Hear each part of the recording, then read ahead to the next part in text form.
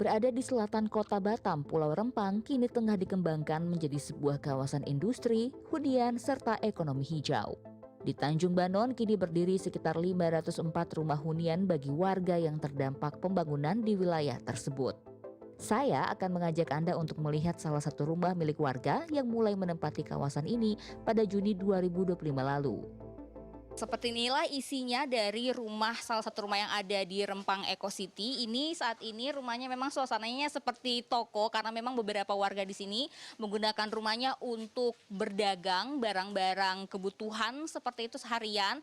Dan di sini ini tuh dilengkapi dengan 2 kamar tidur dan juga ada 1 kamar mandi. Jadi rumahnya ini merupakan rumah tipe 45 seperti itu. Sekarang saya mau ke dapur untuk lihat-lihat dapurnya bersama ibunya.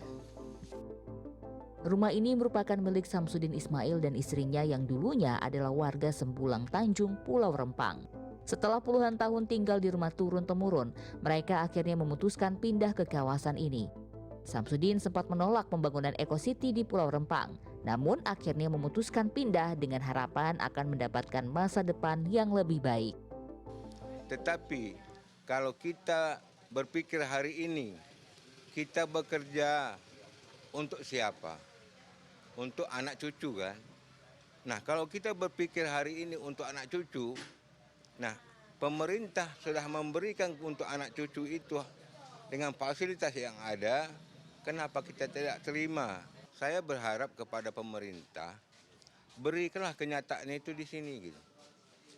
Tingkatkan ekonomi kami, tuntun kami untuk menjadi yang lebih baik. Semua rumah yang ada di kawasan ini memiliki tipe 45 yang berdiri di atas tanah seluas 500 meter persegi. Rumah Sulaiman nampak lebih luas karena ia menambah luas bangunannya untuk dijadikan tempat berusaha seperti toko, warung makan, hingga laundry. Rame banget nih, lagi jualan ya Bu ya? Iya. Ibu, ini Ibu setelah pindah ke sini bulan Juni kan Bu ya? Iya. Nah ini gimana sih Bu perasaan Ibu awalnya pindah ke sini tuh senang atau justru sedih meninggalkan kampung halaman lahir di sana tuh pindah ke sini perasaannya gimana? Kalau dibicarakan masalah sedih, meninggal kampung halaman jelas sedih. Oh gitu. Lahir di sana soalnya Bu ya? Ya, Tapi setelah tinggal di sini gimana Bu? setelah tinggal di sini saya merasa senang. Ya, karena saya udah mendapat rumah dari pemerintah ini gratis kayak gitu. Saya bisa berusaha, kalau di sana kan sepi kan, kalau di sini alhamdulillah karena proyek ini masih jalan, alhamdulillah rezeki dari Allah ya kan. Saya merasa senang. Hingga kini tercatat sudah lebih dari 200 kakak atau sekitar 900 jiwa telah menempati rumah baru di kawasan Rempang Eco City.